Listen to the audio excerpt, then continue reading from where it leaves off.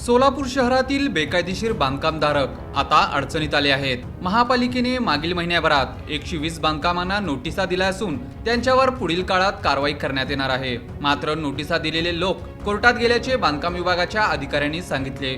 शुक्रवारी महापालिकेची सर्वसाधारण सभा झाली। या सभेत नगरसेविका श्रीदेवी फुलारी यांनी सोलापुरात वाढत असलेल्या बेकायदेशीर बांधकामाबाबत प्रश्न विचारला। बेकायदा इमारतीला परवानगी दिली का, यामध्ये अधिकारी सामील झाले आहेत, भ्रष्टाचार झाला आहे, टक्केवारी घेतली जात आहे, या संदर्भात महापालिका आयुक्तांनी खुलासा करावा, संबंधितांवर कायदेशीर कारवाई करावी अशी मागणी श्रीदेवी फुलारी यांनी केली।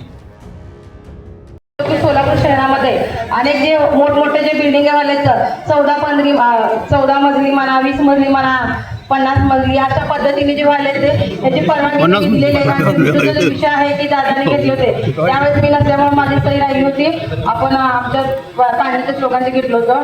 तर बिल्डिंगचा जो मुद्दा आहे, आपण इलेक्शनात पुढे जाताना नागरिकांना प्रत्येक जणांना जे आपण आवाहन करत होतो की बावनकुळे साहेबांनी सुद्धा माईकवर राहून